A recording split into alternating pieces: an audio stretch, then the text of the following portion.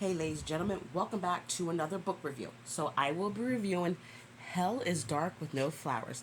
I found this from my local library. Shout out to my local library. It was on the new release shelf, so I picked it up. It looked interesting. The cover drew me in. Who would have known? So I'm going to read the back of the book. It says, "Do they come when misfortune calls, or do they bring misfortune with them?" Can't say the person's name. Sometimes sees people around him as monsters. It's a curse has driven him to a life of despair, living out of net cafes with nowhere to call home. But all the changes one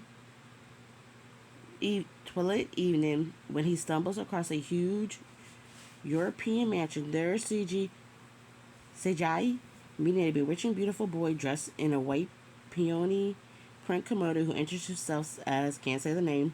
This mysterious young man seems to know more about CG than he does himself, but before he knows it, CG agrees to become the boy's part-time assistant. What he doesn't know, however, is that CG's proxy service is to co-sign Yoki-possessed sinners to hell, which will bring CG face-to-face with an unimaginable host of horrors. Sorry I didn't read that very well, but this is what it looks like.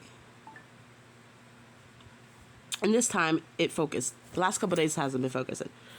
So also inside, this book is broken down into 3 sections. It gives these pictures aside, which I like. So this is Seiji. I'm not sure how to pronounce that. This book was actually really entertaining. It was a really quick read. I read it in less than 24 hours. It's only like 160 some pages. Hold on.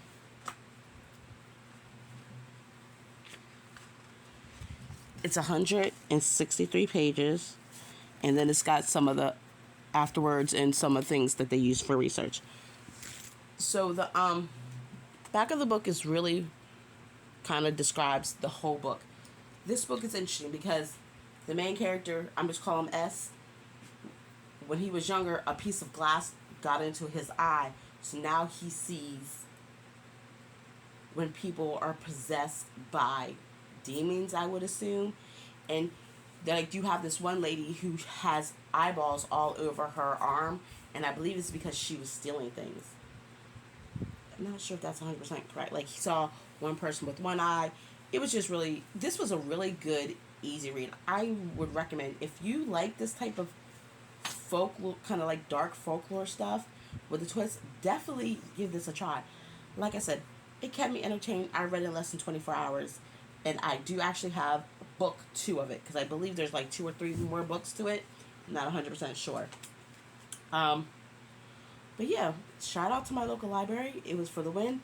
I think this book may have gotten me out of the reading slump that I've been in. I've been reading, but I haven't really been enjoying anything. So this is heads up for me. All right, ladies and gentlemen, I hope everyone has a good morning, afternoon, evening, and I will talk to you later. Bye.